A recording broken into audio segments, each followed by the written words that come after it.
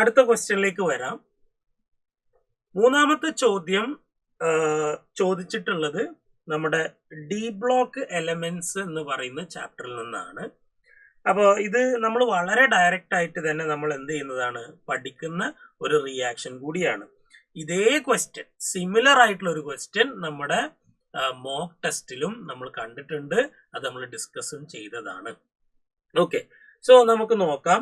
One of the products formed from the reaction of permanganate ion with iodide ion. ഇതിപ്പം ഏത് ചാപ്റ്ററിലാന്ന് ചോദിച്ചാൽ D and F block എലമെന്റ്സിലെ properties of permanganate ion എന്ന് പറയുന്ന സെക്ഷനിൽ നിന്ന് വന്ന ഒരു ചോദ്യമാണ്.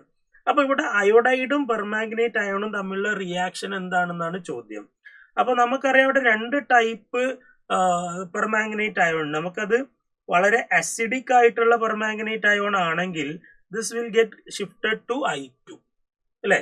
ഇനി അത് ന്യൂട്രൽ ആയിട്ടുള്ളതാണെങ്കിൽ നമ്മൾ നോക്കണം, ഇത് KMnO4, ഇതിപ്പോ ആസിഡിക് ആണ്. ന്യൂട്രൽ ആണെങ്കിൽ, neutral or alkali, feebly alkaline ഒക്കെ ആണെങ്കിൽ എന്താ സംഭവിക്കുക, സാധാരണ ഇതിൽ ഇത് ആദ്യം I2 ആയിട്ട് മാറും, പിന്നെ OH മൈനസ് അയോൺസിന്റെ പ്രസൻസ് ഉണ്ടെങ്കിൽ it will undergo disproportionation and it will become IO3 minus. അപ്പൊ ഇവിടെ ന്യൂട്രൽ ആണ് കൊടുത്തിട്ടുള്ളത്. അപ്പൊ എന്താ സംഭവിക്കാതെ IO3 മൈനസിലേക്ക് ആ പ്രോഡക്റ്റ് അയോഡൈഡ് അയോൺ നേരെ IO3 മൈനസ് ആയിട്ട് മാറും. ഇത് ഓൾറെഡി ഡയറക്ട്ലി നമ്മൾ പഠിച്ചു വെച്ചിട്ടുള്ളതാണ്. ഓക്കെ, ഈ റിയാക്ഷൻസ് ഒക്കെ നമുക്ക് വളരെ കൃത്യമായിട്ട് അറിയുന്ന റിയാക്ഷൻ ആണ്. അസിഡിക് മീഡിയം ആണെങ്കിൽ അത് I2ലേക്ക് പോകും.